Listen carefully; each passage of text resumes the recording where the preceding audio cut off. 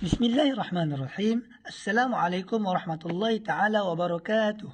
الحمد لله رب العالمين، والصلاة والسلام على أشرف الأنبياء والمرسلين وعلى آله وصحبه أجمعين. Yang dihormati lagi dikasihi Al-Fadhil Dr. Anwar Hafizahullah Ta'ala wara'ah. Semoga Al-Fadhil Dr. Anwar berada dalam keadaan yang sihat-sihat sentiasa. Saya Muhammad Fathi Danish bin Muhammad Fitri ingin membincangkan ataupun ingin membicarakan tajuk yang kumpulan kami pilih, iaitu tentang tajuk talak, insyaAllah. Jadi kita dapat melihat sejak kebelakangan ini banyak yang memaparkan di dada akhbar ataupun di kaca televisyen yang menunjukkan tentang kes talak ataupun penceraian ini. Kes talak ataupun penceraian ini seringkali ataupun acap kali berlaku di kalangan rakyat Malaysia. Perkara ini bukan sahaja berlaku di dalam negara Malaysia, bahkan di negara luar juga banyak yang melibatkan tentang kes talak ini. Jadi, mari kita melihat peratus negeri-negeri yang terlibat dengan kes talak ini. Negeri di Malaysia ini banyak terlibat dengan kes pentalakan ini. Sebagai contoh, kita lihat keseluruhan kes penceraian yang didaftarkan di seluruh negara pada tahun 2021 mencatatkan sebanyak 45,420 kes. Ini merupakan jumlah yang sangat banyak dan tidak boleh dibuat main. Sebagai contoh, kita tengok negeri yang pertama yang mencatatkan paling banyak kes talak iaitu negeri Selangor, iaitu sebanyak 811 kes. Seterusnya ialah negeri Johor yang mencatatkan sebanyak 5,058 kes. Yang ketiga ialah negeri Kelantan yang mencatatkan sebanyak 4,093 kes talak. Dan negeri yang lain juga. Bismillahirrahmanirrahim. Seterusnya, kita akan teruskan dengan takrif talak. Sebelum itu, seperti mana yang kita tahu bahawa talak ini adalah satu perkara yang dibencikan oleh Allah Subhanahu Wa Taala, tetapi ia dibolehkan. Bagaimana ia dibolehkan? Ia dibolehkan dengan alasan atau sebab yang kukuh. Bagaimana untuk melakukan penceraian? Penceraian ini boleh dilakukan sama ada dengan talak, fasakh, khulu' atau tebus talak. Baiklah, takrif talak. Apa yang dimaksudkan dengan takrif talak? Iaitu maksud talak. Talak ini bermaksud dari sudut bahasa adalah ikatan. Manakala dari sudut istilah, talak ini bermaksud memutuskan ikatan perkahwinan di antara suami dan isteri. Talak ini juga merupakan jalan terakhir bagi perpisahan antara suami dan isteri dengan persetujuan kata sepakat di antara kedua-dua pihak. Selain itu, talak juga bermaksud mengakhirkan hubungan kebahagiaan rumah tangga. Namun, talak ini juga adalah perkara yang tidak disukai oleh Allah Subhanahu Wa Taala. Bismillahirrahmanirrahim. Assalamualaikum warahmatullahi wabarakatuh. Nama saya Umar Aziz bin Zabidi. Jadi saat ini saya akan menceritakan pula berkaitan talak, iaitu hukum dan juga dalil. Jadi kita teruskan kepada dalil yang di mana adanya hukum talak ini, iaitu di mana firman Allah Subhanahu Wa Taala di dalam surah Al-Baqarah ayat 229. A'udzubillahi minasyaitonir rajim. At-talaqu marratan fa imsakum bima'rufin aw tasrihun bi ihsan. Maksudnya ialah talak yang boleh dirujuk kembali itu hanya 2 kali. Sesudah itu bolehlah ia rujuk dan memegang terus isterinya itu dengan cara yang sepatutnya atau melepaskannya, iaitu menceraikannya dengan cara yang baik. Di samping itu, terdapat juga sebuah hadis yang masyhur di antara kalangan kita, yang di mana sabda daripada Nabi Muhammad SAW daripada Ibn Umar, iaitu abghadu al-halalu ila Allahi talaq, yang maksudnya perkara yang halal tapi yang paling dimurkai oleh Allah Subhanahu Wa Taala ialah talak. Hadis riwayat Abu Dawud dan juga Ibn Majah. Jadi talak ini terdapat beberapa hukum. Yang pertama, talak boleh menjadi wajib apabila ditemui beberapa situasi berikut, iaitu jika suami isteri memiliki kemungkinan damai yang amat kecil atau sulit untuk didamaikan melalui proses mediasi. Sebelum perceraian, terjadi biasanya ada dua orang wakil dari pihak suami atau isteri yang akan membantu proses mediasi ini. Namun, apabila mediasi ini gagal, maka cerai dapat menjadi wajib hukumnya.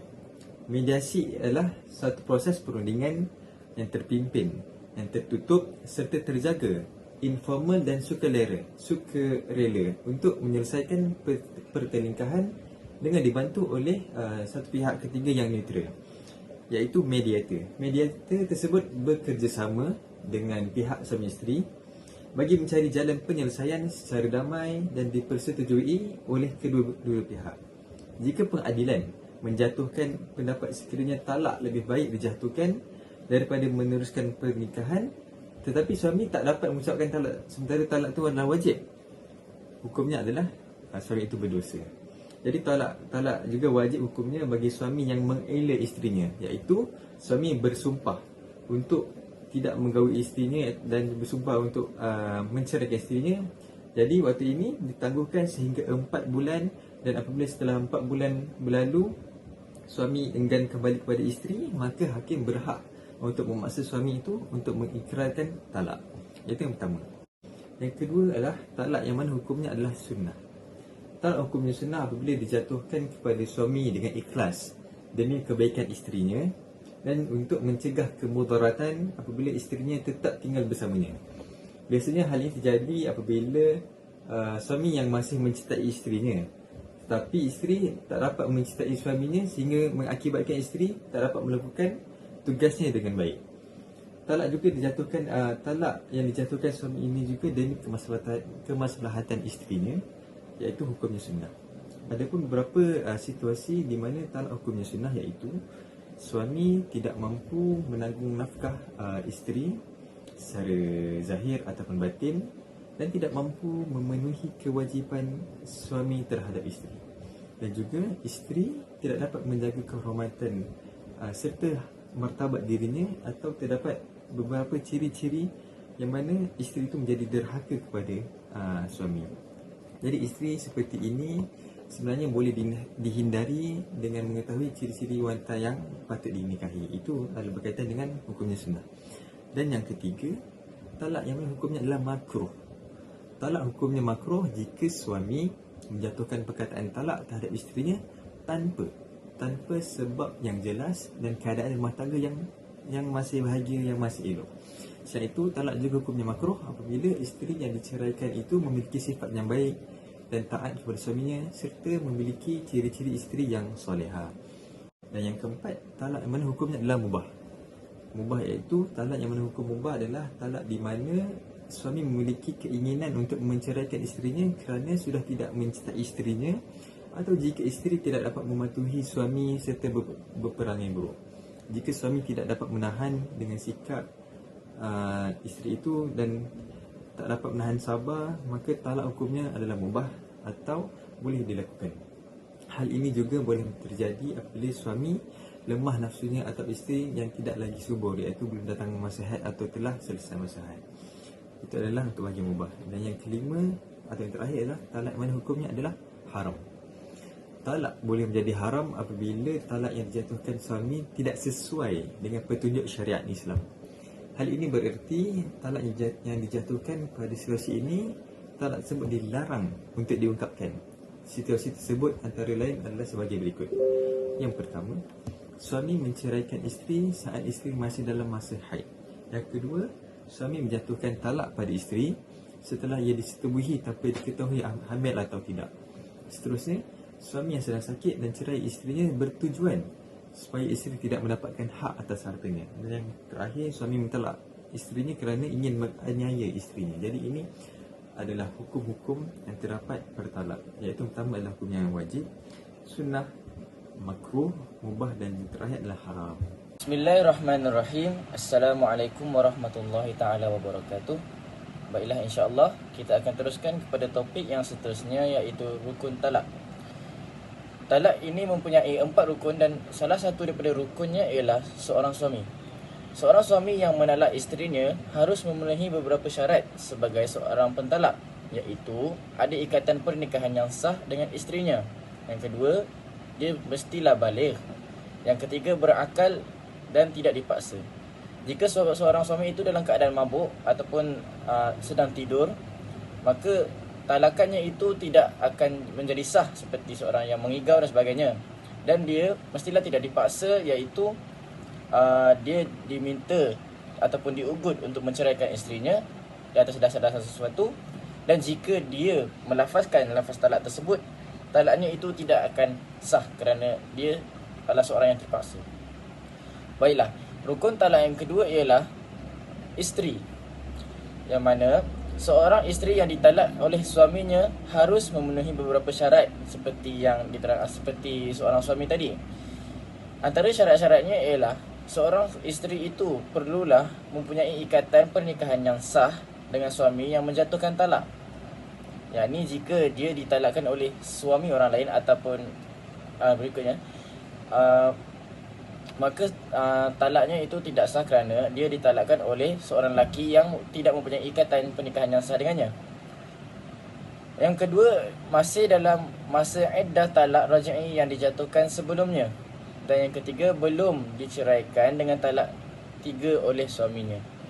Jika isteri tersebut telah ditalakkan sebanyak 3 talak, jadi talak yang selepasnya itu tidak menjadi sah kerana talak yang terakhir ialah 3.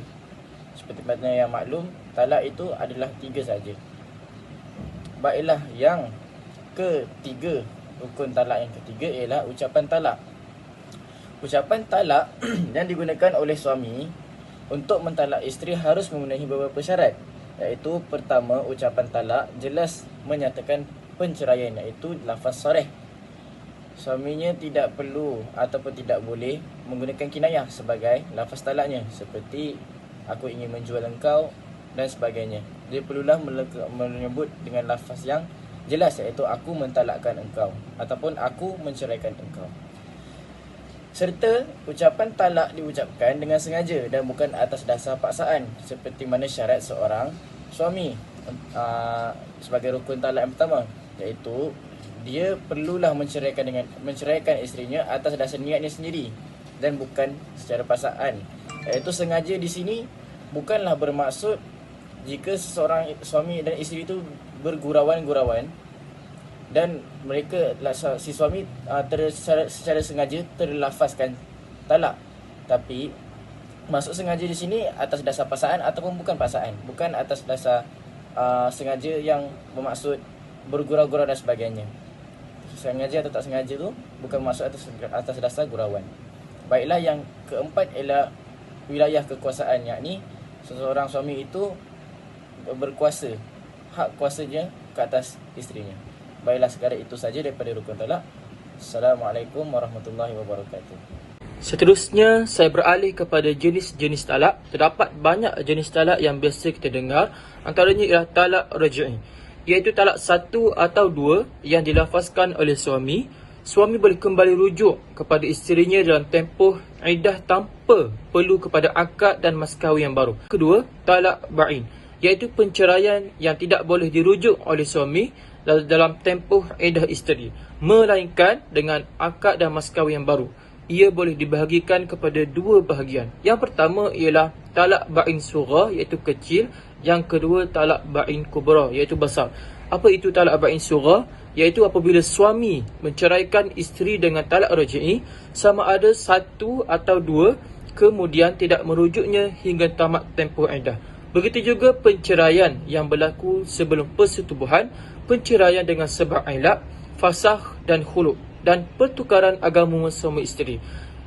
Dan seterusnya ialah talak ba'in kubra, iaitu talak 3, talak raj'i atau talak ba'in sughra yang telah berlaku sebanyak 3 kali.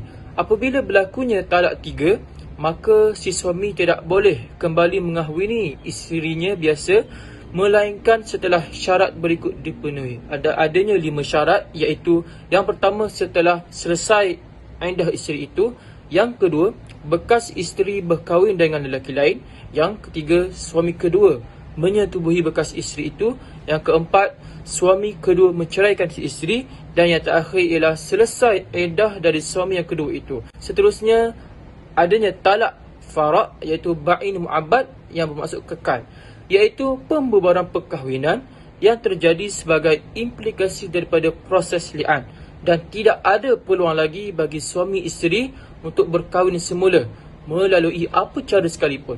Selama-lamanya ia hanya berlaku dengan cara li'an. Seterusnya, talak sunnah, iaitu mengikut sunnah, iaitu talak yang digalakkan oleh syarak dan menurut adab yang telah ditentukan, seperti mentalak isteri yang pernah disetubuhi ketika sedang suci dan belum berlaku persetubuhan ketika suci tersebut. Dan talak yang berlaku sekali lalu diikuti dengan rujuk dalam tempoh iddahnya. Kemudian talak kedua lalu diikuti dengan rujuk. Talak sebegini hukum asalnya diharuskan dan menjadi sunat jika dia lakukan dengan alasan yang munasabah di sisi syarak dan ia dikeresah. Dan yang terakhirlah talak bid'ah, iaitu tidak mengikut sunnah. Talak bid'ah, talak yang tidak digalakkan oleh syarak dan tidak menurut adab yang ditentukan. Contohnya mentalakkan isteri dengan talak 3 sekaligus, atau mentalakkan secara berturut-turut 3 kali dalam satu majlis sebelum sempat tamat iddah bagi setiap satu talak, atau mentalakkan ketika keadaan haid atau nifas, atau ketika masa suci tetapi telah disetubuhi. Ijma' ulama' telah menyatakan bahawa talak bid'ah haram dilakukan dan pelakunya iaitu si suami adalah berdosa. Namun jumhur ulama' menyatakan bahawa talak bid'ah ini tetap jatuh. Sekian sahaja daripada saya. Terima kasih. Oleh yang demikian, marilah sama-sama kita meneliti ataupun kita mengkaji apakah punca utama yang dikenal pasti yang menyebabkan berlakunya kes penceraian ataupun kes pentalakan ini. Yang pertama, antara punca utama yang menyebabkan berlakunya kes pentalakan ini ialah tiada persefahaman antara pasangan. Sebagai contoh, kita dapat lihat faktor ini berlaku kerana kurangnya komunikasi antara pasangan suami dan isteri. Oleh itu, pasangan suami dan isteri perlulah berkomunikasi supaya dapat memahami antara satu sama lain. Yang kedua ialah gagal menunaikan tanggungjawab memberi nafkah. Sebagai contoh, kita dapat melihat apabila si suami sibuk bekerja siang dan malam sehingga melupakan tanggungjawab sebagai suami dan sehingga melupakan ataupun sehingga melepaskan tanggungjawab nafkah kepada isteri. Yang ketiga ialah kerana pasangan curang dan campur tangan keluarga. Pasangan curang ini merupakan perkara yang amat dikesali sekali kerana apabila kita curang ini dapat menggores perasaan ataupun melukakan perasaan pasangan kita. Oleh itu, sebagai suami dan isteri perlulah mengelak ataupun perlulah menjauhkan diri daripada curang terhadap pasangan sendiri. Yang keempat ialah kerana faktor keganasan dan penderaan fizikal. Oleh itu, sebagai si suami kita perlulah bersifat rahmah ataupun bersifat mahabbah ataupun bersifat kasih sayang kepada isteri. Janganlah kita melakukan keganasan ataupun penderaan kepada isteri, kerana isteri ini ialah merupakan anugerah daripada Allah Subhanahu Wa Taala. Kita perlulah menjaga isteri dengan sebaiknya, insya-Allah. Baiklah, seterusnya adalah cara mengelak talak menurut perspektif Islam. Yang pertama, komunikasi. Kenapa dikatakan komunikasi dapat mengelakkan daripada berlakunya talak? Kerana apabila dalam hubungan rumah tangga, bila kita saling berkomunikasi di antara suami dan isteri, ia akan menyebabkan tidak berlaku kejanggalan di antara kedua-dua pihak. Dan yang kedua adalah saling memohon maaf dan meminta maaf. Tujuannya adalah untuk melembutkan hati sama ada isteri atau suami, kerana di antara orang yang memohon maaf adalah orang ini akan lembut hatinya, dan orang yang menerima maaf selalunya jarang untuk orang menolak.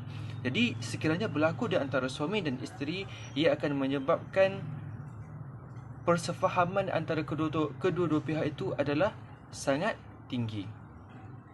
Baiklah, yang ketiga adalah setia, jujur dan hormat. Perkara ini penting dalam hubungan suami isteri. Apabila kita setia, maka cinta antara kedua-dua pihak, si isteri dan suami, akan bertambah kasih sayang. Dan apabila kita bertambah kasih sayang, kita akan tidak berlaku ketidakjujuran. Maka apabila kita tidak melakukan ketidakjujuran, maka di situ akan ada sifat hormat di antara suami dan isteri, akan berlaku kesetiaan di antara suami dan isteri. Kemudian yang keempat adalah tolak pemikiran tentang bercerai. Perkara ini sering berlaku kepada isteri. Jadi apabila timbul perspektif ingin bercerai, maka kita perlu menolak perspektif tersebut. Kerana perkara ini sekiranya kita berfikir ia akan mengurangkan perasaan di antara salah satu pihak. Dia akan menawarkan hati salah seorang di antara kedua-dua pihak. Yang kelima adalah kongsi dan tangani masalah kewangan bersama. Sekiranya tidak berlaku dari sudut keuangan sekalipun, apa jua masalah mesti dikongsi di antara suami dan isteri supaya dapat diatasi bersama-sama dan tidak memendamkan perkara tersebut. Dan maka apabila suami dan isteri sama-sama berjalan melakukan sesuatu perkara tersebut, sama-sama mengatasi, maka ini akan jadi tunjang kekuatan di antara suami dan isteri untuk mengekalkan kebahagiaan.